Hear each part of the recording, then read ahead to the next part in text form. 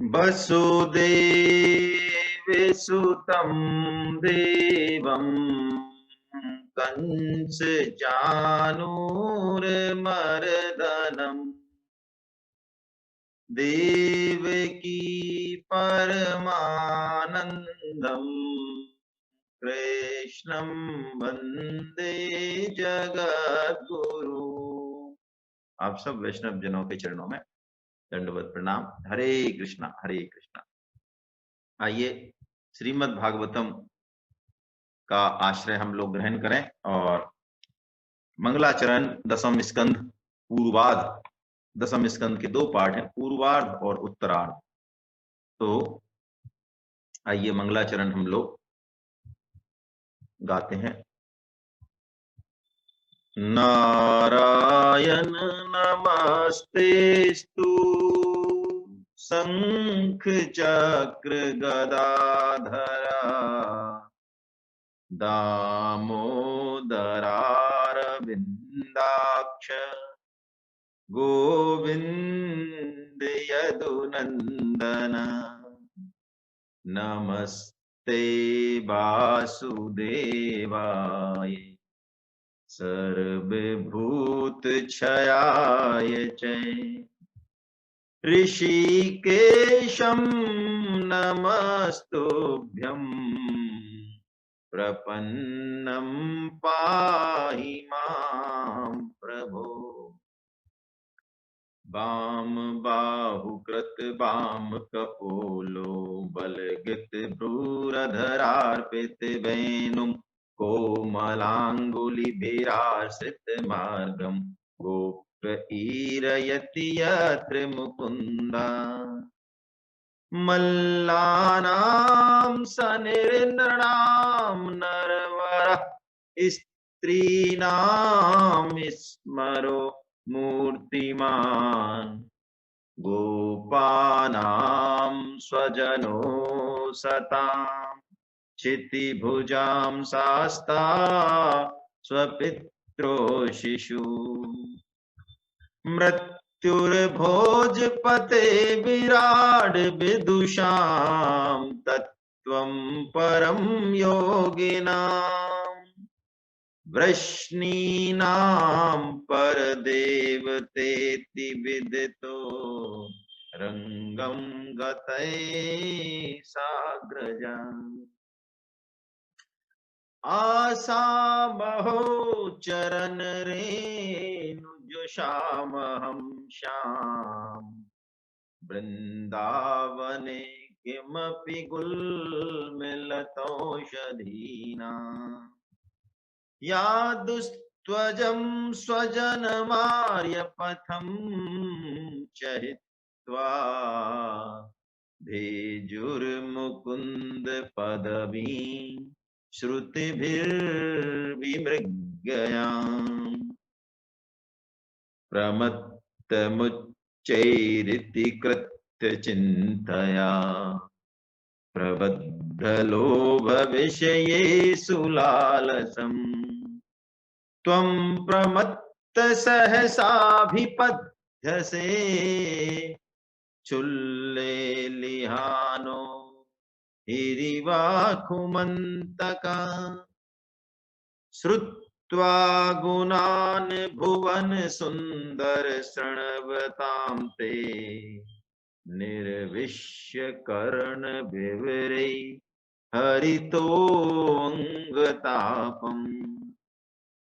रूपं दृशां दर्शितमतामखिलार्थलाभम् त्वयि यच्युता विशति चित्रं पत्रपं मे तव कथामृतं तप्तजीवनं कविभिरीडितं कल्मषापहम् श्रवणमङ्गलं श्रीमदाततं भुवि गृह्णन्ति ते भूरिदा जना।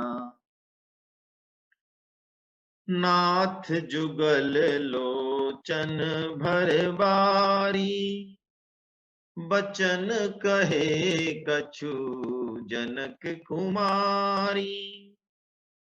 अनुज समेत गहु प्रभु चरना, दीन बंधु प्रणतारित हरना। सुन सीता दुख प्रभु सुख अयना, भरि आए जल राज नयना। कह हनुमंत विपति प्रभु सोई, जब तब सुमिरन भजन होई। उमा राम सुभाऊ जेहि जाना, ताहि भजन तजी भाव नयाना। प्रभु कर पंकज कपि के सीसा, सुमिर सुदशा मगन गौरीसा। परमानंद कृपायतन मन परिपूरन का, प्रेम भगति अनपायनी देहु हम ही श्री राम। बोल बाके बिहारी लाल की। तो श्रीमद् भागवतम का 10वें स्कंद पर हम लोग चर्चा कर रहे हैं, जहां भगवान श्री कृष्ण की बाल लीलाओं का भी वर्णन है और भगवान अभी गोकुल में हैं। कंस भगवान को मारने के उद्देश्य से जितने भी उसके यहाँ एक से बढ़कर एक दैत्य हैं, राक्षस हैं, दुष्ट हैं, उन सबको वो भेज रहा है और भगवान कृपा पूर्वक सबको परम गति देते हैं, दे रहे हैं, है ना। आज का जो चरित्र है, केसी दैत्य और व्योमासुर दैत्य दोनों का वध करेंगे भगवान, और नारद जी फिर भगवान की स्तुति करेंगे। नारद जी भगवान का मन है, भूत भविष्य वर्तमान सब जानने वाले हैं। और उसके बाद अक्रूर जी जो है भगवान श्री कृष्ण से मिलने जाएंगे। वो बहुत ही रोमांचित करने वाला और बहुत ही प्रेरणादायी जो है प्रकरण है। आइए पहले हम अध्याय 37 10वें स्कंद का अध्याय 37 केशी और व्योमासुर का उद्धार तथा नारद जी के द्वारा भगवान की स्तुति, इसका अध्ययन करते हैं। सुखदेव जी कहते हैं, परीक्षित, कंस के द्वारा भेजा हुआ एक दैत्य केशी घोड़े के रूप में, बड़ा भारी घोड़ा, वो तेज गति से दौड़ता हुआ ब्रज में आया। कैसा घोड़ा है ये कि इसकी गर्दन के जो बाल हैं उनके झटके लगने से ऐसी आवाज होती है कि देवताओं के विमान और बादल तितर बितर हो रहे हैं। तो उसकी आंखें बहुत डरावनी हैं, मुंह जैसे कोई बहुत बड़ी गुफा हो, और हिनहनाट पूरे तीनों लोगों को कपाने वाली है। उसके चलने से मानो भूकंप आ रहा है। सारे गोकुलवासी डर के मारे एक तरफ इकट्ठे हो गए और वो केसी दैत्य भगवान श्री कृष्ण को ही ढूंढ रहा है। तो भगवान श्री कृष्ण ब्रजवासियों की रक्षा करने के लिए खुद ही उसके सामने चलकर आ गए और उसने जोर से भगवान को देख के और दुलत्ती झाड़ी जमीन पर, और भगवान पे दुलत्ती झाड़ी तो भगवान ने अपने आप को बचा लिया और भगवान क्रोध से अकड़कर खड़े हो गए, गुस्से से। फिर वो दोबारा भगवान की तरफ झपटा तो भगवान ने क्या किया, जो भगवान का कर कमल कितना कोमल है, भगवान गुणातीत हैं, कर्तुम अकर्तुम अन्यथा कर्तुम, सर्व समर्थ हैं। उन्होंने अपना वो बायां जो हाथ था, जैसे वो मुंह फाड़ के भगवान की तरफ आया, भगवान ने वो हाथ उसके गले में दे दिया और वो हाथ मानो फौलाद का हो गया, उसके सारे दांत टूट गए। उसके बाद वो हाथ जो भगवान का कर कमल है वो चारों दिशाओं में बढ़ने लगा, लंबाई में भी बढ़ने लगा, ऊपर और नीचे गरम लोहे की तरह, फौलाद की तरह वो हाथ, तो बस उस केसी दैत्य जिससे तीनों लोग कांप रहे थे, उसका शरीर पसीने से लथपथ हो गया, गला जो है रुंध गया, पुतली उलट गई, प्राण पखेरु दम घुटने से उसके प्राण पखेरु उड़ गए। बिना प्रयत्न के ही मानो भगवान ने केसी दैत्य को जो है मार दिया, यानी उसको गति दे दी। देवताओं को बड़ा आश्चर्य हुआ और वो पुष्प वर्षा करने लगे। फिर देवर्षि नारद जी जो है भगवान की इन लीलाओं को देख के उनसे रहा नहीं गया, उनकी करुणा कृपा को देख के, और वो आए भगवान श्री कृष्ण के पास, एकांत में आए और कहने लगे। देखिए, जब दो शुद्ध भक्त जीवन मुक्त पुरुष सदगुरु आपस में चर्चा करते हैं तो वो किस तरह की होती है, वो भूत भविष्य वर्तमान से परे होती है, और उससे पता चलता है कि भगवान अवतार काल में लीला करते हैं, कर्म नहीं करते, क्रिया नहीं करते। कर्म और क्रिया तो हमारे लिए है, जीव के लिए है। तो क्या कह रहे नारद जी, जीवों के सच्चे हितैषी हैं और भगवान के परम प्रेमी हैं। तो वो कहते हैं, हे सच्चिदानंद स्वरूप, आपका जो स्वरूप है वो मन और वाणी का विषय नहीं है। आप संपूर्ण जगत के नियंत्रक हैं और सर्वव्यापी ईश्वर हैं और सबके हृदय में विराजमान हैं। आप भक्तों के एकमात्र आश्रय हैं और हमारे स्वामी हैं। जैसे, कितनी बढ़िया बात कह रहे हैं, जैसे एक ही अग्नि सभी लकड़ियों में व्याप्त है, ऐसे ही आप भी सभी प्राणियों की आत्मा हैं, फिर भी अपने आप को छुपा के रखते हैं। भगवान ने ये बात कई बार गीता में कही है, बहुत जगह कही है, विभूति योग में भी कही, अहम आत्मा गुणाकेश सर्वभूताशय स्थिता, मैं सब में आत्मा के रूप में हूं। और इसके बाद भगवान छुपे भी रहते हैं। भगवान ने ये भी बात कही 7.25 में, भगवान कहते हैं, ना हम प्रकाश सर्वस्व योग माया समावृतम मूढ़ होयम ना भी जानाती। मूढ़ नहीं जानते, मैं गुणों में बरतता हूं, गुणातीत हूं, लेकिन गुणों में बरतता हूं। मेरी जो माया है, योग माया है, वो मेरा आवरण कर देती है। उसको भेदने के लिए ज्ञानी की दृष्टि चाहिए। तो नारद जी कह रहे हैं, प्रभु, सृष्टि के प्रारंभ में आपने अपनी माया से गुणों की सृष्टि की और उन गुणों को स्वीकार करके ही आप सृष्टि का उत्पत्ति, स्थिति और प्रलय करते हैं।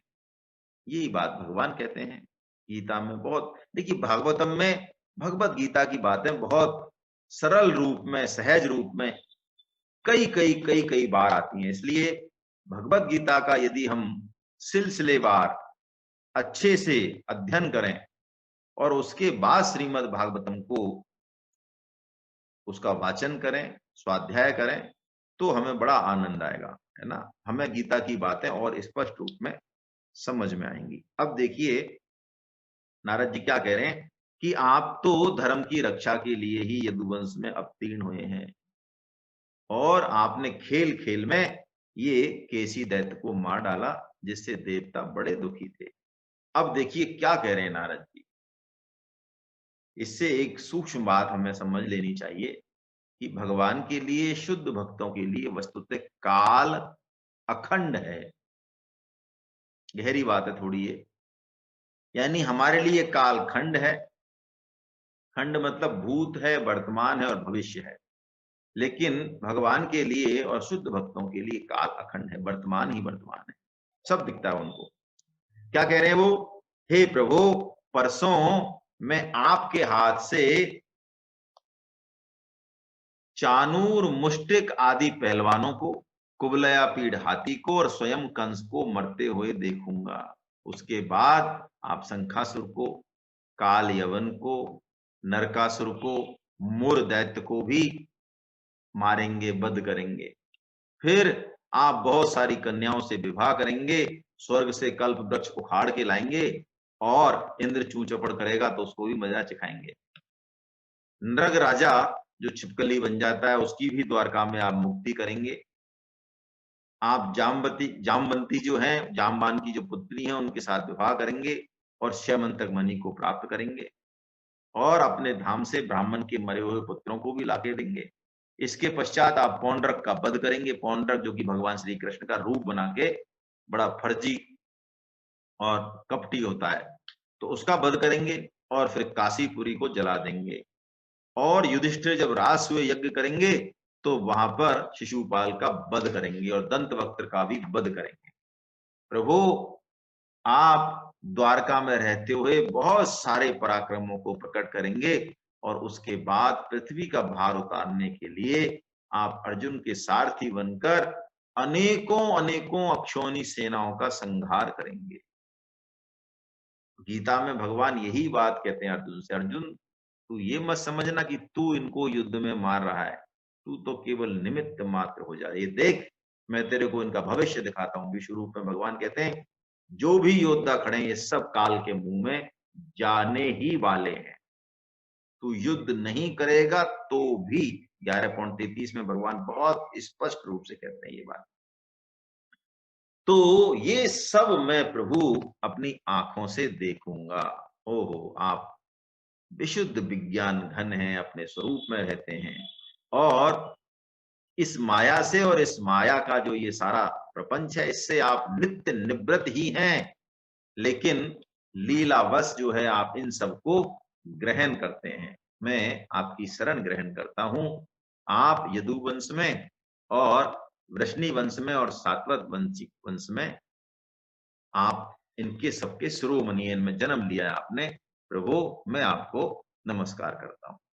ऐसे बड़ी प्रेम से स्तुति करके और नारद जी का रोम रोम खिल गया और फिर वो भगवान से आज्ञा लेकर चले गए।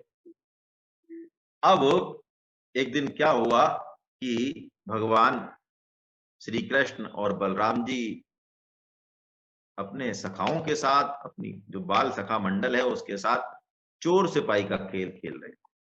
कुछ कुछ चोर बनते, कुछ चोर बन रहे थे, कुछ जो है सिपाही बन रहे थे। और तो एक व्योमासुर नाम का जो कंस ने भेजा था, वो कंस का काम करने के लिए, अपने मालिक का भला करने के लिए वो क्या करने लगा, वो चोर बनकर और हाँ सॉरी, चोर रक्षक का खेल खेल रहे थे। तो कुछ तो चोर बन गए और रक्षक कुछ भेड़ बन गए, है ना। तो ऐसे ऐसे वो खेल खेल रहे थे। तो ये राक्षस खेल के बहाने बारंबार बारंबार जो है एक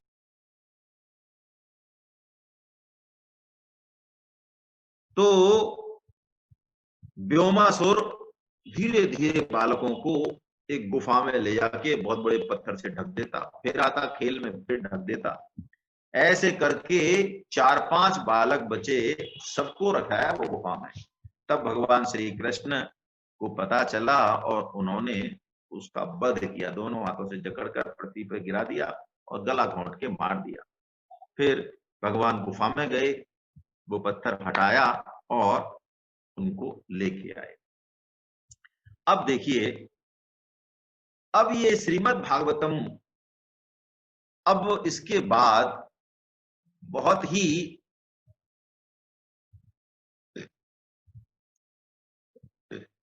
आनंद में कह दें, ज्ञान में कह दें, रोमांच में कह दें, ऐसी जो है यात्रा अब भागवतम ले रही है। क्योंकि भगवान श्री कृष्ण पहले अक्रूर जी आई गए हैं, अब अक्रूर जी उनको न्योता देने आए कंस के कहने पे। लेकिन देखिए, ये अक्रूर जी की जो ब्रज यात्रा है, ये इतनी सुंदर और इतने मार्मिक संदेश हैं इसमें कि हमें उनको ग्रहण करना चाहिए। और आगे आने वाले जितने भी अध्याय हैं, इनमें कुछ इस तरह की ही बातें श्रीमद् भागवतम में आने वाली हैं।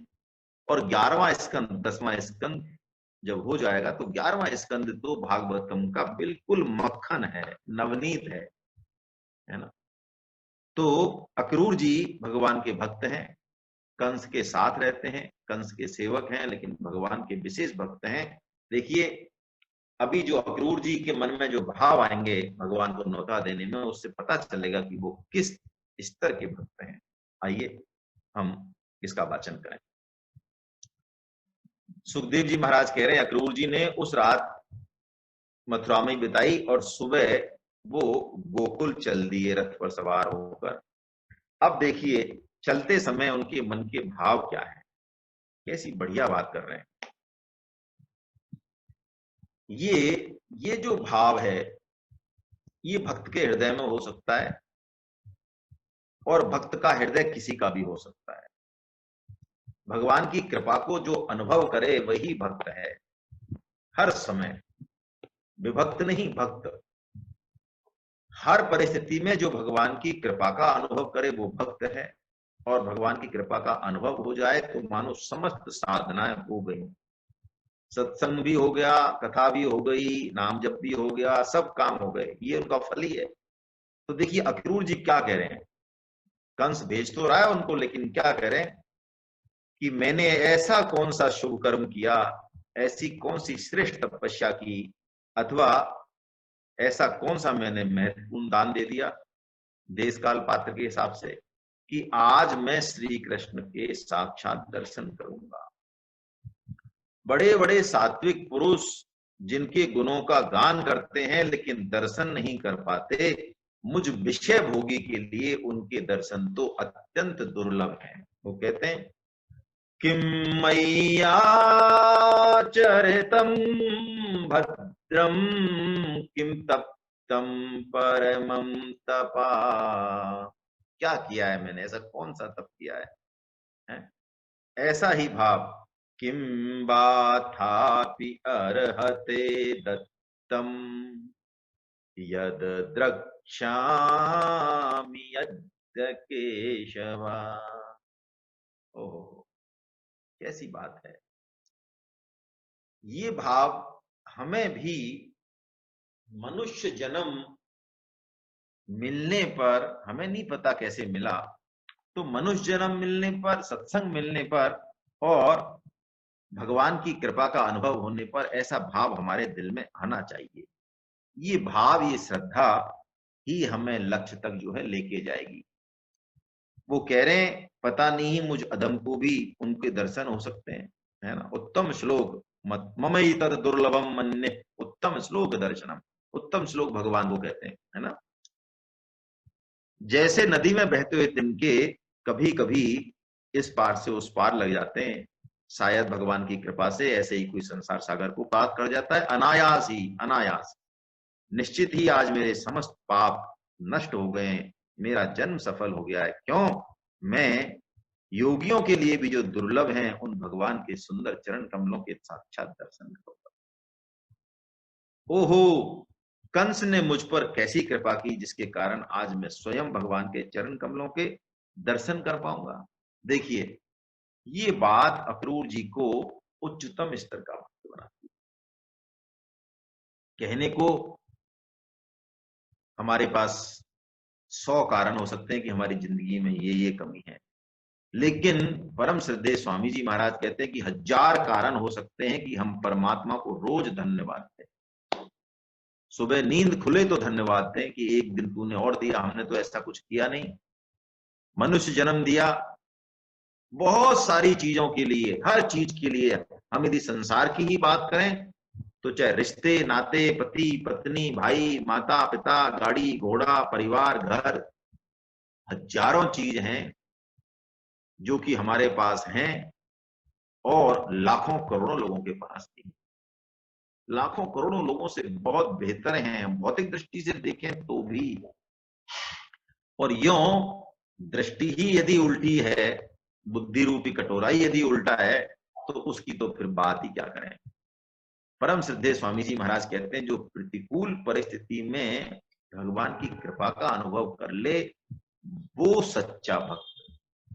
हमें यदि ऐसा लगे किसी को, आप श्रीमद् भागवतम के साधक हैं इसलिए मैं यहाँ पे कुछ बातें अपने मन की कह देता हूँ, गीता में नहीं कह पाता हूं।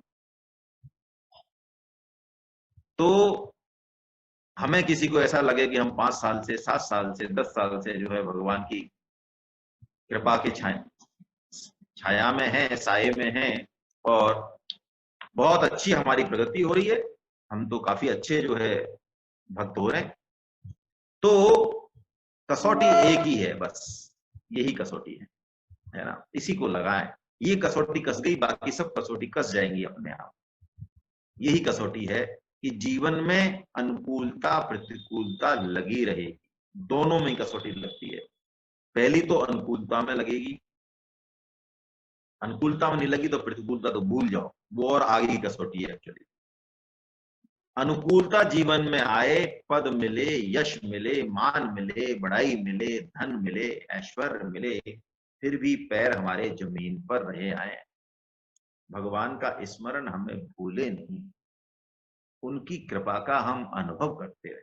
पहले तो ये कसौटी लगा सकते हैं, ये आसान है थोड़ी, इतनी आसान भी नहीं है। उसके बाद ये लगा ली तो फिर दूसरी कसौटी जो कि अक्रूर जी लगा रहे हैं कि कंस ने उनको भेजा, उनको बहुत बुरा लगा, लेकिन वो कह रहे हैं इस प्रतिकूल परिस्थिति में भी भगवान ने मेरे ऊपर कैसी कृपा की। कंस तो मानो मुझे भगवान से मिलाने का जो है साधन बन गया है। और बात यही है असली, जीवन में अक्सर होता ऐसा है, अक्सर बोल रहा हूं मैं, अधिकांश लोग अक्सर भगवान की तरफ लगते हैं या अपने जीवन का मूल्य समझते हैं, कहीं अच्छी जगह मुड़ते हैं तो उसका कारण प्रतिकूल परिस्थिति ही है। अनुकूल में चेत नहीं होता, प्रतिकूल में है। रावण ने लात दी विभीषण को, देखिए आप, वैसे तो पता नहीं कब मिलना होता, लेकिन रावण ने तो, वो तो अपना धर्म निभा रहे थे, राष्ट्र धर्म निभा रहे थे, स्वामी धर्म निभा रहे थे। बहुत मना किया उन्होंने कि तुम मेरे बड़े भाई हो, लात दे दी तो क्या हुआ। देखिए कैसा भाव है, लेकिन नहीं, उन्होंने फिर लात दी, जा तू, अब तेरे को रखूंगा ही नहीं मैं, या तू तो उसका भेदिया है। तो विभीषण जी की भी वही बात है, तुलसीदास जी महाराज कह रहे हैं, विभीषण जी भी कैसा भगवान श्री राम के चरण कमलों के दर्शन करेंगे, वही भाव है सेम। राक्षस वंश का हूं, तामस हूं, ऐसे अक्रूर जी कह रहे हैं, कंस का दूत हूं, भगवान का बुरा करने जा रहा हूं, भगवान कहीं मुझे रिजेक्ट तो नहीं कर देंगे। बिल्कुल सेम भाव है, अभी हम पढ़ेंगे विभीषण जी किस तरह के भाव कह रहे हैं, देखिए आनंद लें। यही होना चाहिए, भगवान से मिलने से भी ज्यादा आनंद जो है उनके मिलने की आतुरता में है। तस्य लौल्य विमूल्यम, ये पक्की बात मान लें आप। भोजन खाने में तो स्वादिष्ट लगता है, लेकिन उससे पहले जो पेट में गुदगुदी मची रहती है, यदि बहुत भूख लग रही है और बहुत स्वादिष्ट भोजन है, ये सब में कोई भी आनंद हो, प्रेमी और प्रेम का मिले, कोई और मिलन हो, वस्तुतः मिलन की बजाय विरह में ज्यादा आनंद है। यही कह रहे हैं विभीषण, कैसा स्मरण कर रहे हैं भगवान से कि मैं दर्शन करूंगा, मिलूंगा। देखे हूं जाए चरण जल जाता, अरुण मृदुल सेवक सुखदा। भगवान के चरण कमलों की कैसी वर्णन कर रहे हैं, अरुण मृदुल, वो लाल लाल सांवले, वो लाल लाल कोमल कोमल, जो कि सेवक को सब कुछ देने वाले हैं। जे पद परसी तरी रिस नारी, दंडक कानन पावनकारी। वो कहते हैं उन चरणों की धूल से जो है अहिल्या गौतम पत्नी वो तर गई, और समस्त ऋषि जो दंडक वन में हजारों हजारों वर्ष से इस परम आनंद की प्रतीक्षा कर रहे थे, मानो भगवान के ये चरण कमल हर ऋषि महर्षि के आश्रम में जा जाके उस परम आनंद की मानो वर्षा कर रहे। जे पद जनक सुता उरलाए, सीता जी भी इन्हीं चरण कमलों के ध्यान के सहारे अशोक वाटिका में राक्षस नगरी में जो है बड़े प्रेम से रही। कपट कुरंग संग उर संग धर धाय, यही चरण जो है सोने के मृग के पीछे, हर उर सर सरोज पद जेई। हर और हरि का क्या मेल है, गोसाई जी महाराज की वाणी में। भगवान शिव के हृदय कमल में जो चरण सदैव ही पूजित होते हैं, सदैव ही बसते हैं। अहो भाग्य में देखे हूं ते, ये अहो भाव हमारे जीवन में घटना चाहिए, बहुत आवश्यक है, बहुत आवश्यक है ये अहो भाव। हम बजाय शिकायत करने के भगवान से, जो कुछ भी दिया है, बुढ़ापा है तो, मान अपमान है तो, बहुतों से बेहतर हैं, और जो भी दिया है, हो रहा है, वो बहुत बेहतरी के लिए कर रहे हैं भगवान। ये अहोभाव होगा तो भगवत कृपा का अनुभव होगा। आनंद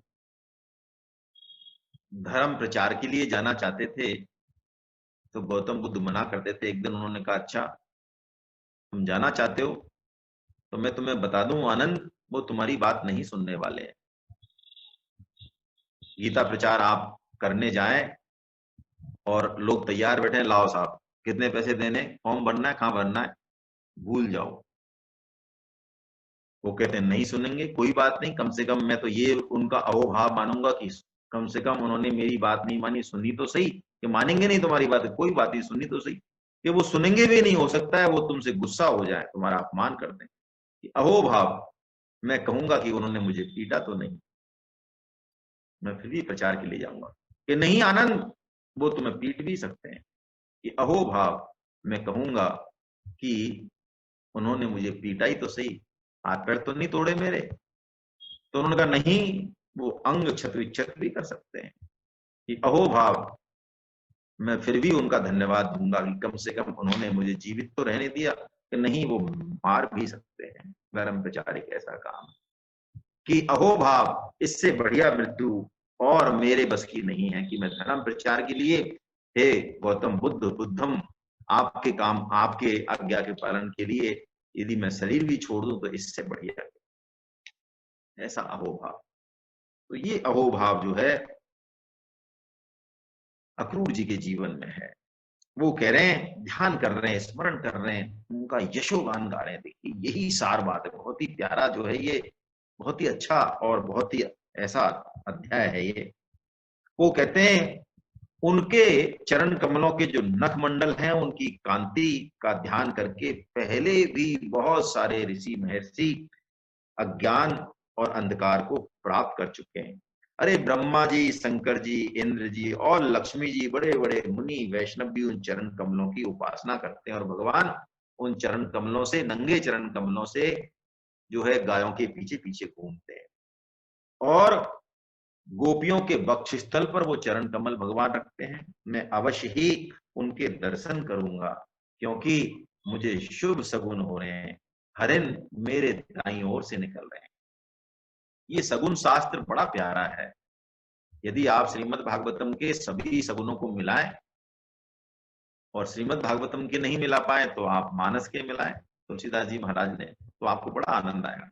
कम से कम 50 से ज्यादा चौपाइयां हैं सगुनी सगुनों, और आपको लगेगा कि हमारा शास्त्र, हमारा ज्ञान विज्ञान धर्म कितना उन्नत था, है ना। वो सगुन कोई कपोल कल्पित नहीं है, वो सगुन मानो जो होने वाला है उसकी पूर्व सूचना है ना। तो वो कह रहे हैं भगवान के, उसका वर्णन कर रहे हैं कि भगवान तो सौंदर्य की निधि हैं, और वो इस पृथ्वी का भार उतारने के लिए आए हैं। आज मैं उनके दर्शन अवश्य करूंगा। 11वां और 12वां श्लोक कह रहे हैं वो, कि भगवान इस कार्य करण रूप जगत के दृष्टा मात्र हैं, अहंकार तो उनको छू भी नहीं गया है।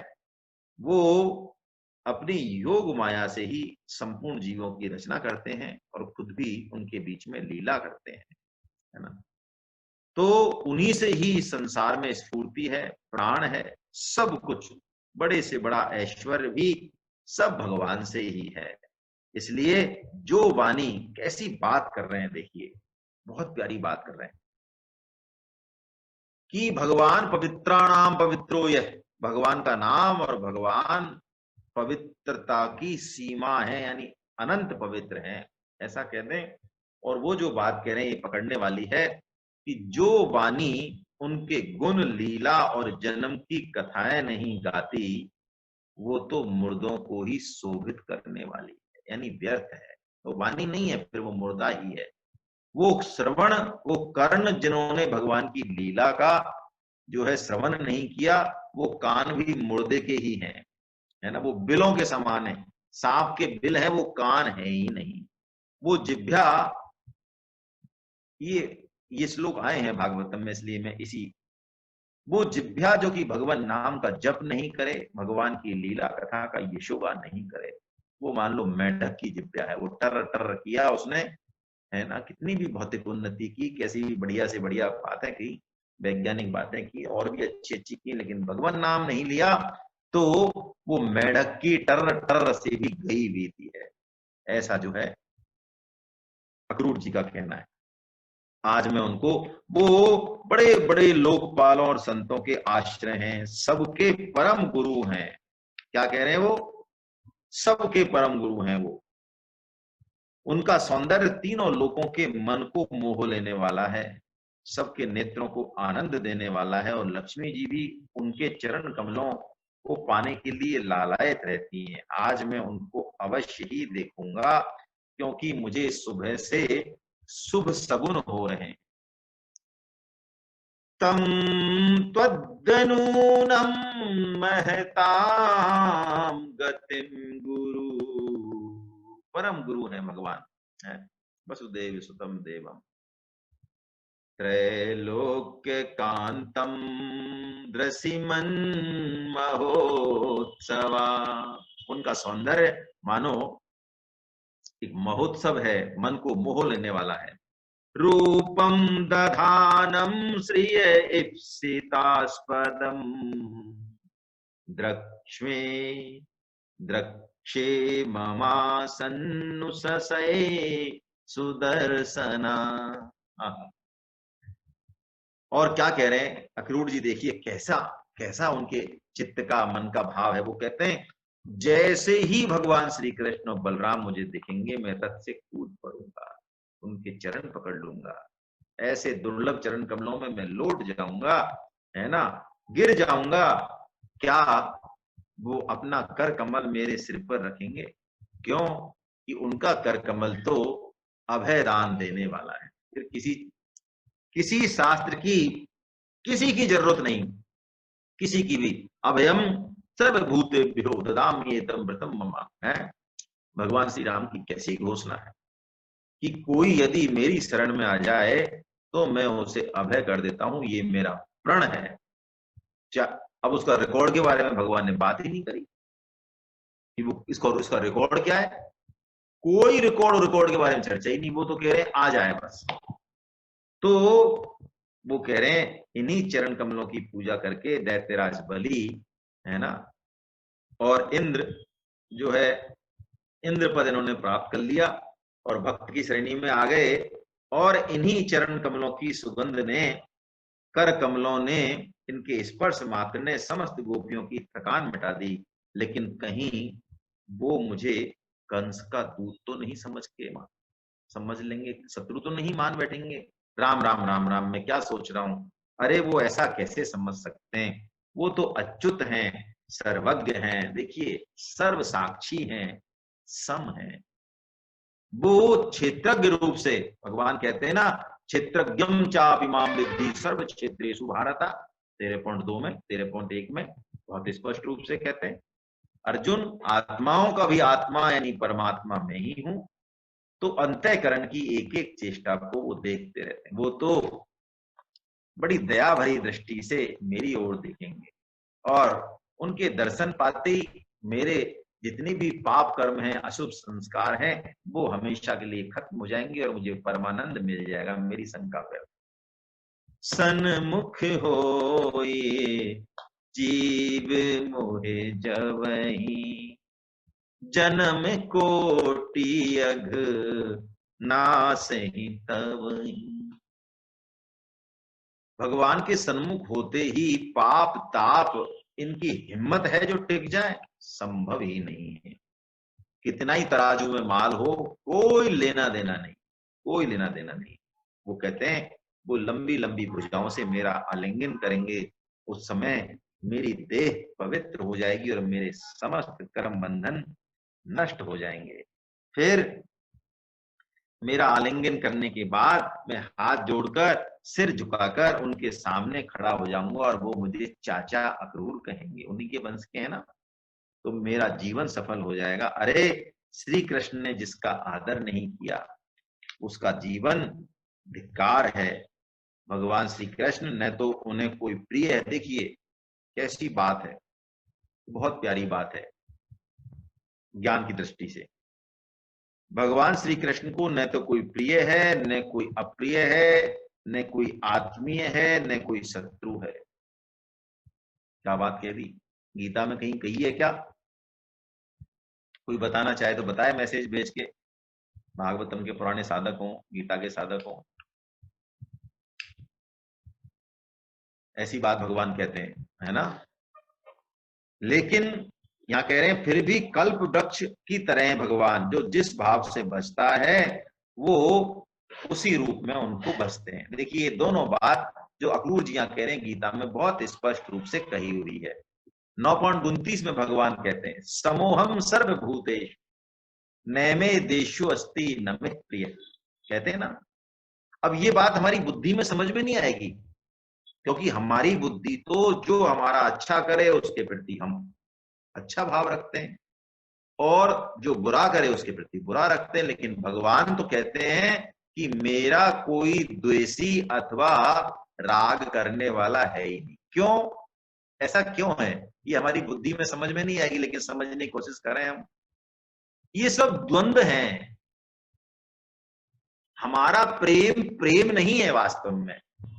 बुरी लगती है बात, लेकिन हम प्रेम कर ही नहीं सकते। हम प्रेम अपने आप को ही कर सकते हैं, किसी को नहीं कर सकते। आप बुरा मत मानना, इसमें सब रिश्ते हैं। आप कहेंगे आप क्या बात करें, हाँ यही है, सच्ची बात यही है। पति पत्नी हो, बाप बेटा हो, बहन भाई हो, माँ बेटा हो, प्रेम सिर्फ आत्मा से ही हो सकता है या फिर परमात्मा से हो सकता है, और किसी से प्रेम हो ही नहीं। हम किससे प्रेम करते हैं? जो हमारी आत्मा को अच्छा लगता है उसी से प्रेम करते हैं ना। लेकिन भगवान का जो प्रेम है वो द्वंद्व से ऊपर है, राग और द्वेष से ऊपर है। इसलिए दुष्ट से दुष्ट के प्रति भी उनके मन में द्वेष कहां से होगा? द्वेष हो ही नहीं सकता। हाँ, उनकी क्रिया द्वेषपूर्ण लग सकती है। किससे? हमारे चश्मे से। हमारा जो चश्मा है ना, हमारा चश्मा राग और द्वेष का है। हमें ऐसा लगेगा भगवान ने इस दैत्य को तो मार दिया, इनके साथ खेल रहे हैं, हमारे चश्मे से लग सकता है। इसका भी भगवान ने जवाब वही दिया, नैमे द्वेष्वस्ति नैमे प्रिय। लेकिन भगवान कहते हैं जो लेकिन मुझे भजता है ना, मेरा राग और द्वेष का तो नहीं है, लेकिन भगवान कहते हैं कि ये भजंती तू माम भक्त्या मयि तेषु चापि है अर्जुन। लेकिन मुझे कोई प्रेम से बचता है तो मैं भी उससे फिर विशेष प्रेम करने लग जाता हूं। मैं करूं क्या, वो करता है तो मैं स्वतः होता है। ये बात, यही बात भगवान 4.11 में भी कहते हैं, ये यथा माम प्रपद्यन्ते तांस तथैव भजाम्य हम, तांस तथैव भजाम्य। तो यही बात अक्रूर जी इस तत्व को कह रहे हैं कि भगवान का ना तो कोई प्रिय है, ना अप्रिय है, और ना कोई शत्रु है, ना कोई आत्मीय है। तो जब मैं सिर झुका के खड़ा हो जाऊंगा तो बलराम जी मुस्कुराते हुए मुझे अपने हृदय से लगा लेंगे और अपने घर ले जाएंगे और फिर मेरा सत्कार करेंगे। देखिए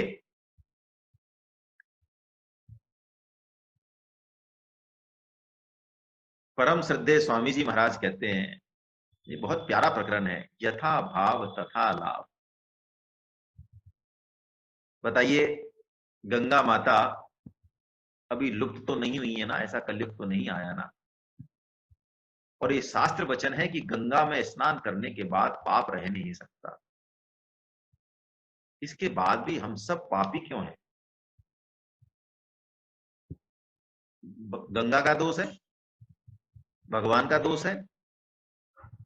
यथा भाव तथा लाभ। तीर्थ 100 लोग जाएंगे, सदगुरु के पास 100 लोग जाएंगे, गीता को भी 100 लोग पढ़ेंगे, लेकिन देखिए लाभ सबको बराबर नहीं होगा। अब उसमें कमी किसी की भी मान लें हम, है ना, दोषारोपण तो कर सकते हैं किसी के ऊपर भी, लेकिन जो मूल बात है वो यही है कि हमारा खुद का भाव कैसा है। अभी अक्रूर जी जो जो भाव में सोच रहे हैं, जैसा उनका भाव है, जैसा चिंतन है, देखिए भगवान जो है ना वैसा वैसा करेंगे। ऐसे कई भक्त हुए हैं, भक्तमाल में कुछ भक्त ऐसे हुए हैं कि यदि वो पद गा दें उस तरह का भगवान की लीला में किसी दिन का, तो भगवान ऐसा प्रेम करते हैं उनसे कि जैसा वो पद गाए वैसी लीला करनी पड़ती है भगवान को। जैसे वो लीला करते हैं वैसा पद नहीं गाते हैं, उल्टा सिस्टम है। देखिए यदि उन्होंने किसी दिन पद गा दिया वैसा, तो भगवान वैसी लीला कर पड़े। तो ये अक्रूर जी की भी बात यही है, वो कहते हैं कि वो मुझे घर के अंदर ले जाएंगे और पूछेंगे मेरे से कि कंस का व्यवहार कैसा है। सुखदेव जी महाराज कहते हैं, परीक्षित ये सुफल के नंदन, सुफल के पुत्र हैं अक्रूर जी, वो इसी चिंतन में डूबे डूबे कब नंदगाम पहुंच गए बोलो। अभी चर्चा हुई थी ना, काल एक सा नहीं रहता है, इसका अनुभव हमें भी है। भगवान के लिए वर्तमान, भूत और भविष्य एक ही है। हम देखते हैं अपने जीवन में कई बार वही समय बहुत देर में कटता है। ठीक है, घड़ी के हिसाब से या वैज्ञानिक दृष्टि के हिसाब से तो वो बराबर ही है, लेकिन हमारा जो हम क्या है, शरीर ही तो है नहीं भाई, शरीर थोड़ी है हम, शरीर के अंदर हमारा कुछ मानसिक भी है, आध्यात्मिक भी है, हम कुछ और भी हैं। तो हमको लेके यदि देखा जाए तो वो समय एक जैसा नहीं कटता। कई बार हो सकता है आपके 15 दिन जो है ऐसे निकल जाए, और कई बार ऐसा भी हो सकता है कि 5 घंटे जो है ऐसा लगे कि 5 साल जैसे निकले। यही काल का है। तो अक्रूर जी नंदगाम पहुंच गए, उस समय सूरज छिपने वाला था, भगवान भास्कर तो जैसे ही ओहो भगवान के चरण कमल जमीन पर नंदगाम में घुसे ही हैं, सीमा पर।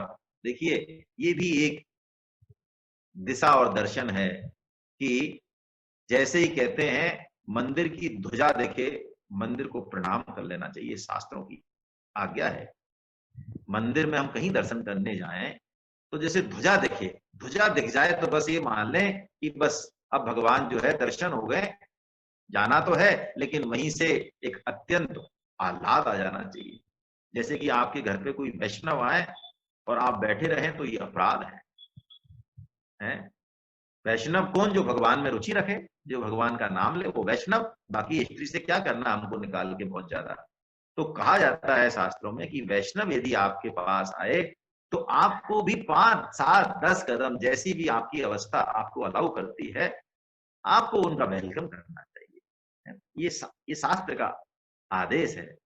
तो अक्रूर जी जैसे ही भगवान के चरण कमलों के चिन्हों के दर्शन किए हैं, ओहो रथ से कूद पड़े वो, और उन चरण चिन्हों में मानो जो है अक्रूर जी ऐसा आह्लाद हुआ, उनका रोम रोम प्रेम से खिल उठा, अश्रुपात होने लगा उनके नेत्रों से। और वो उसी धूल में, ओहो जिस धूल के लिए बड़े बड़े ऋषि महर्षि तरसते, उस धूल में ही जो है वो लौटने लगे। ओहो ये हमारे प्रभु के चरणों की रज है। कंस के संदेश से अक्रूर के चित्त की जैसी अवस्था है, यही जीवों के मनुष्य के देह धारण का परम लाभ है। इसी बात की तरफ हम लोग चर्चा कर रहे हैं आज कि मनुष्य जन्म मिले, अच्छा परिवार मिला, यश मिला, संपत्ति मिली, भगवत गीता की कृपा मिली, सत्संग मिला, आप जैसे वैष्णवों के दर्शन हो रहे हैं, ये कम कारण नहीं है भगवान को धन्यवाद बोलने के। मैं सही बता रहा हूं, नहीं तो इन्हीं साधकों में से मुझे कुछ साधकों के दर्शन नहीं हो रहे हैं, लेकिन मेरे को याद आ रहे हैं कई साधक ऐसे हैं जिनका बहुत टफ लाइफ है, बहुत टफ लाइफ है, फिर भी आप देखेंगे तो उनका आह्लाद, उनका आनंद शायद हमसे भी ज्यादा है। भगवान के प्रति उनका धन्यवाद हमसे भी ज्यादा है। तो कोशिश करें अक्रूर जी के इस वृत्तांत से, इस प्रकरण से ये भाव आज हम हृदय में बसाएं कि धन्यवाद निकले। नाटक कर ले ऊपर से, रोने का, पीटने का, चिंता करने का, सब नाटक करें, जो नहीं तो समाज पागल कहेगा, है ना। सब नाटक करें, हम तो मर गए, हम तो ये हो गया। भगवान भी राम कैसे दहाड़ते हैं, जो है रोते हैं सीता जी माता के, और वो तो फिर भी मर्यादा पुरुषोत्तम है, तो मर्यादा में रोते हैं। भगवान श्री कृष्ण का रोना तो आप सुनेंगे तो पता नहीं क्या हो जाएगा, है ना। भगवान श्री कृष्ण जो सत्यभामा थी, जब उनके पिताजी जो है गुजर गए, किसी ने उनका हत्या कर दी, और भगवान कुरुक्षेत्र में थे, ये द्वारका में थी, तो सत्यभामा जी को और कोई नहीं दिखा, वो खुद रथ लेके और कुरुक्षेत्र वो पहुंच गई, वहां पर हस्तिनापुर पहुंच गई। और भगवान श्री कृष्ण ने जब, कोई उनको सांत्वना दे ही नहीं पाया द्वारका में, इतना दुख था उनको अपने पिताश्री के गुजरने का। उन्हीं पिताश्री ने इन पर आरोप भी लगाया भगवान पे, समंतक मणि का। वो कथा मैं नहीं ले रहा हूं, लेकिन मैं बता रहा हूं, जैसे ही सत्यभामा जी ने कहा कि पिताश्री गुजर गए, ससुर जी गुजर गए, तो कहते हैं भागवत में आएगा आगे, भगवान इतने जोर जोर से रोने लगे, इतना आंसू गिराए भगवान ने कि सत्यभामा जी अपना रोना तो भूल गई, और भगवान को सब ये ये भी एक तरीका है। जैसे कि मुझे याद आ रहा है, हालांकि मेरे को याद आ रहा है इसलिए निवेदन कर रहा हूँ, बचपन में हम, अब आजकल पता नहीं, बचपन में बच्चे जो है गिर जाते थे, तो वो रोए से पहले उसके दादा दादी या माता, अरे चींटी मार दी तूने, अब वो सोचता है पता नहीं क्या हो गया है ना, कौन सी धारा लगेगी मेरे ऊपर, तो वो खुद का तो बेचारा भूल जाता है जो चोट लगी है, और वो चींटी चेटे के चक्कर में जो है, और यही जो है पर्पज होता है उनका, जिससे कि वो थोड़ा सीखे, हाँ, चोटों को। तो अक्रूर जी का जो ये वृत्तांत है बहुत प्यारा है। आज मैं तो यही बात आपके चरणों में निवेदन करूं कि हम हृदय से भगवान के प्रति अहोभाव रखें, है ना। अहो, इसको प्रचारित करने की जरूरत नहीं है, हाँ, ढोल बजा के बैंड बजाने की जरूरत नहीं है। ऐसे भी कई होते हैं जो कहते हैं हम तो धन्यवाद देते रहते हैं भगवान को 24 घंटे, बताने की क्या जरूरत है, हृदय से निकले पानी से तो ठीक है ना। तो अब देखिए, बड़ी मुश्किल से ऐसा, इसमें तो शायद लिखा है कि नहीं लिखा मुझे पता नहीं, मैंने कहीं सुना है या पढ़ा है कि अक्रूर जी मथुरा से और यहां तक जब आए गोकुल से, तो आ ही गए, वो तो चिंतन और स्मरण में है, तो आ ही गए तुरंत, पता ही नहीं चला।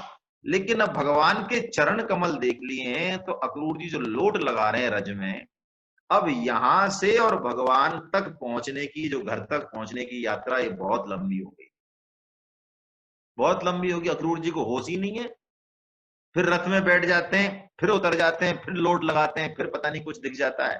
तो बड़ा ही जो है ऐसा भाव है अक्रूर जी का। अब आगे बता रहे हैं परीक्षित जी महाराज कि भगवान के, अक्रूर जी ने कृष्ण और बलराम को गाय दुहने के स्थान में, ओहो, जहां गाय दुही जाती हैं, उसमें गोष्ठ में जो है वो थे, भगवान श्री कृष्ण पीतांबर धारण किए हुए थे, बलराम जी नीलांबर धारण किए हुए थे, और कमल के समान उनके नेत्र, किशोरावस्था, सौंदर्य की मानो खान, लंबी लंबी भुजाएं, सुंदर बदन, और हाथी के समान उनकी चाल, और 4 चरण चिन्ह तो स्पष्ट दिख रहे हैं, वैसे तो 24 होते हैं भगवान के चरण चिन्ह, है ना। ध्वजा, वज्र, अंकुश और कमल, है ना। और उनके चरण कमलों की शोभा से मानो पूरी पृथ्वी जो है शोभायमान हो उठी। बहुत भगवान ने अक्रूर जी को मंद मंद मुस्कान, दया, उदारता की मूर्ति, मंत्र रूप के रूप में देखा। अक्रूर जी ने देखा कि जगत के आदि कारण पुरुषोत्तम भगवान श्री कृष्ण और बलराम जी मानो अपनी अंग कांति से 10 दिशाओं का अंधकार दूर कर रहे हैं, हम जीवों का अंधकार दूर कर रहे हैं, है ना। ऐसा उनका भाव था। तो अक्रूर जी कूद पड़े जैसे ही भगवान को गोष्ठ में देखा, और श्री कृष्ण और बलराम के चरणों में साष्टांग लौट गए, छोड़े नहीं पैरों को, और आंखों आंसुओं से जो है उन्होंने उनके चरण कमल धो दिए, मानो सारे शरीर में पुलकावली छा गई, अष्ट विकार, गला भर आया, अपना नाम तक नहीं बोल पाए। देखिए अष्ट विकार जो है ना, ये अंतिम स्थिति है। चैतन्य महाप्रभु जी अष्ट विकार जीवन में एक बार भी प्रकट हो जाए तो भगवान की कृपा हम मान लें, है ना, विशेष कृपा हो गई। लेकिन चैतन्य महाप्रभु जी का तो अष्ट विकार दिन में कई कई बार प्रकट होते थे, और ऐसे प्रकट होते थे कि लोगों को बड़ी मुश्किल हो जाती थी, घंटों तक घंटों तक। तो नाम भी नहीं बता सके, लेकिन शरणागत वत्सल भगवान तो उनके मन का भाव जान गए। उन्होंने बड़ी प्रसन्नता से खींच कर उठाया उन्हें और हृदय से लगा लिया। फिर वो बलराम जी के सामने आ गए, बलराम जी ने भी उन्हें हृदय से लगाया, और फिर वो घर आ गए। घर आकर उनका बड़ा स्वागत सत्कार किया। देखिए भगवान तो जिस संबंध में भी रहें पूर्णता से उस संबंध को निभाते हैं। श्रेष्ठ आसन पर बिठाया, विधि पूर्वक उनके पांव पखारे, शहद मिला हुआ दही आदि पूजा की सामग्री भेंट की, कुशल मंगल पूछी, फिर एक गाय दी और पैर दबाकर, ओ हो, भगवान श्री कृष्ण और बलराम ने अपने चाचा अक्रूर के पैर दबाए। फिर बड़ी श्रद्धा से उन्हें बहुत बढ़िया जो है भोजन कराया, और भोजन के उपरांत बलराम जी ने बड़े प्रेम से मुखवास और सुगंधित माला देकर उन्हें अत्यधिक आनंद दिया। यानी कह दिया कि आपके लिए विशेष प्रीति है हमारे हृदय में। और फिर पूछा, नंद बाबा ने पूछा, अक्रूर जी, आप लोग निर्दयी कंस के जीते जी किस प्रकार अपने दिन काटते हैं? देखिए विभीषण जी की शरणागति भी ऐसी ही है लगभग। भावी भगवान जो है राम यही बात पूछते हैं, मैं जाने तुम्हारी सब नीति, कुशल कुठार वास तुम्हारा है, कहे लंकेश सहित परवारा। भगवान जब बोलते हैं तो सबसे पहले विभीषण से क्या शब्द बोलते हैं? कहु लंकेश सहित परवारा। लंकेश शब्द कहते हैं, कैसे उदार चूड़ामणि है भगवान। ना तो उन्होंने चाहा, ना कोई प्रक्रिया हुई, लेकिन पहली बार जब विभीषण से शब्द बोला है तो भगवान ने कहा कहो लंकेश। सब चौंक गए लोग। और लंकेश की संपदा कोई छोटी मोटी है? जो संपत्ति शिव रावण ही दीन दिए तस्मात, सो संपदा विभीषण ही सकुच दीन रघुना। कैसा दुआ है। तुलसीदास जी ने मानो भगवान के हृदय को मथ दिया है। वो कहते हैं रावण ने अपने 10 सिर काट काट के जिस संपदा को प्राप्त किया है, उस संपदा को भगवान राम ने विभीषण को ओह सकुच के दिया। सकुच के मतलब जैसे हमको लिफाफा देना हो 500 का और हम दे दें उसमें 5 रुपए, तो हम कह रहे यार आज हमारी जेब में 5 रुपए है भैया, मन तो 500 का था लेकिन हम क्या करें यार, तो चुपके से दे दो भैया, पता नहीं चलना चाहिए। ऐसा ही भाव है भगवान का। तो कहते हैं कैसे दिन काटते हो भैया, आप तो कसाई के संरक्षण में भेड़ जैसे हो। भागवतम के उदाहरण बड़े अद्भुत हैं। कसाई के यहाँ जैसे भेड़ है कब तक बचेगी? तो जिस पापी ने अपनी बिलकती हुई बहन के नन्हे नन्हे बच्चों को मार डाला, उसकी आप प्रजा हो, आपके सुखी होने की तो प्रश्न ही नहीं उठता। नंद बाबा की मधुर वाणी में कुशल क्षेम पूछना, उनका सत्कार करना, इससे अक्रूर की सारी थकावट दूर हो गई। देखो इससे हम एक भाव और ग्रहण करें। आजकल एक बहुत समस्या है घरों में। क्या कहें, किसी को कहें, व्यक्तिगत घर में ही नहीं कह सकते, औरों को क्या कहें। कोई भी हो, रिश्तेदार हो, मिलने वाला हो, माता पिता हो, देखिए आज भौतिक आवश्यकताएं बहुत ज्यादा, लोग आपसे अपेक्षा नहीं करते हैं हमसे, लेकिन हम अच्छे से किसी से बोल लें, कम से कम बुजुर्ग जो व्यक्ति है वो मानसिक स्तर पर पहुंच जाता है। तो उसकी भौतिक शरीर की डोज आप दे रहे हैं, अच्छा खाना दे रहे हैं, दवाई दे रहे हैं, वो बहुत अच्छी बात है, उनका ध्यान रखें, वो तो अच्छी बात है। इससे भी सुंदर बात है कि मानसिक डोज उनको मिली है कि नहीं मिली। कई लोग कहते हैं अरे इनको तो बकवास करने की आदत है ना, इनको जब तक गली मोहल्ले में मिला के नहीं लाओ और दो चार फालतू की बातें ये नहीं करें। अरे ये जो आप फालतू की और व्यर्थ की बात कर रहे हैं ना, यही उनकी मानसिक डोज है। दीजिए आप प्रेम से। हैं, वो कुछ ऊटपटांग करना चाहे, ऊटपटांग बात करना चाहे तो बिल्कुल कीजिए, बैठिए उनके पास। क्या किया है अक्रूर जी के लिए? मीठी वाणी बोली है, बैठने के लिए आसन दिया है, हैं? इन्हीं चीजों से सम्मान होता है। भोजन तो बहुत बात की बात, भौतिक आवश्यकता है, बहुत बात की बात है। लेकिन आज समय बड़ा, क्या कहें, उल्टा चक्र है। मानसिक डोज देने के लिए हमारे पास ना तो हृदय है, ना शायद समय है। किसी को भी, किसी को भी, कोई किसी को नहीं देना चाहता है। हाँ, भौतिक देने से ही मान लो हम इतिश्री मान लेते हैं कि बस बहुत है। कितने पैसे? 50,000 चाहिए? पकड़ ले, चेक पकड़, चेक चेक दे दो, ठीक है, चल तू काम कर लिया, है ना, बहुत है, और क्या चाहिए तुमको? लेकिन ये मान सम्मान नहीं, है ना। अक्रूर जी गदगद हो गए कंस के प्रति। जो उनका, कंस के यहाँ पे जो थकावट, जो उनका मन का क्लेश है, वो सब नंद बाबा और भगवान श्री कृष्ण के आदर सत्कार से मानो जो है दूर हो गया है। हरे कृष्णा हरे कृष्णा हरे कृष्णा हरे कृष्णा। कितना समय हो गया है? हाँ, 6 हो गए। ठीक है, आजकल मेरे से ज्यादा बोला नहीं जाता, अगली बार ही लेंगे फिर, है ना। अब भगवान श्री कृष्ण और बलराम जो है मथुरा जाएंगे, और बहुत ही भाव भीना प्रसंग है ये। पता नहीं, है ना, कोशिश करेंगे लेने की। माता यशोदा और भगवान श्री कृष्ण का जो संवाद है वो विलक्षण है, बहुत विलक्षण, है ना। हरे कृष्णा हरे कृष्णा। आप में से कोई भी अपनी टिप्पणी देना चाहें, कोई बात करना चाहें तो स्वागत है उनका, अवश्य में जो है। नहीं तो कल हम फिर वही 7:30 बजे श्रीमद् भगवत गीता की क्लास में मिलते हैं। हाँ, कोई भी कहना चाह रहे हैं तो बताएं, कोई भी बात किसी के मन में हो तो बताएं। ठीक है।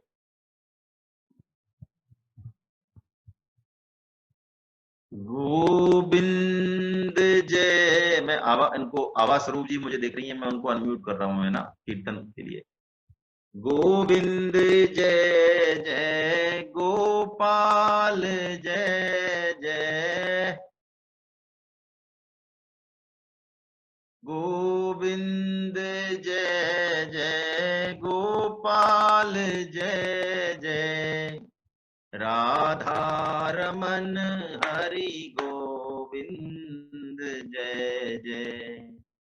राधा रमन हरि गोविंद जय जय। गोविंद जय जय गोपाल जय जय। जय जय गोपाल जय जय। राधा रमन हरि गोविंद जय जय। गोविंद जय राधा जय गोपाल जय जय। राधा रमन हरि गोविंद जय जय। गोविंद जय जय गोपाल जय जय। राधा रमन हरि गोविंद जय जय। नाम संकीर्तनम यस्य नाम संकीर्तनम यस्य सर्वपापप्रणाशनम् सर्व पापी प्रणामो दुःख समनस्तं नमामि हरिं परम्। नामो पापं हरम। बोलो वृंदावन बिहारी लाल की जय जय। बोलो बांके बिहारी लाल की जय। गोविंदे सरकार की जय। बोलो आज की आनंद आनंद की की जय। जय। मेरा बंधन। हरे कृष्णा, कल हम फिर मिलते हैं 7:30 पे। हरे कृष्णा हरे कृष्णा हरे कृष्णा हरे।